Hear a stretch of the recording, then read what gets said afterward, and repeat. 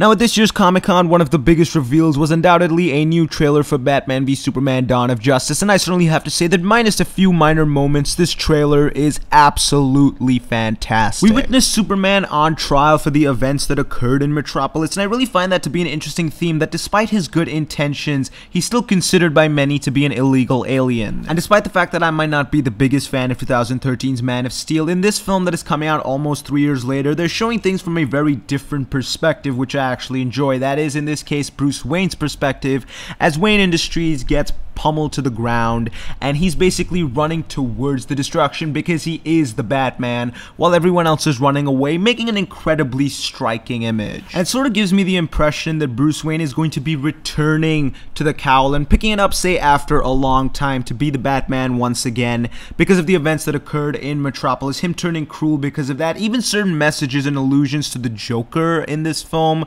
will of course push him towards that craziness in that direction. And what I really love is that there's a faction of people that are of course in support of Superman and treat him as a god and see him as a symbol of hope. However, there's of course another faction of people, perhaps under the leadership or at least influence of Jesse Eisenberg's Lex Luthor, who see him as a threat and a devil that has come from the sky. And I feel like the investigation of Zod's body is something that Lex Luthor might actually use in order to obtain kryptonite that we do see later in this trailer. We also get a quick glimpse at the fancier part of the Batcave, showcasing various suits all the way in the distance in the background that perhaps Batman might use in this or later films. And this trailer, and maybe even the film, will kick into high gear when Bruce Wayne dons the cape and cowl once again and goes to, and in fact what seem like two distinct fight scenes, take on Superman. And as the action ensues, not only do we get to see our first glimpse of Wonder Woman, who could also be perhaps Bruce Wayne's love interest in this film, but her kicking some ass. At the same time, Alfred is really being that source of rationality that Bruce Wayne requires. And then every bit of action occurring between Batman and Superman is nothing short of, for lack of a better word, epic. However, my few issues with the trailer occur more towards the end.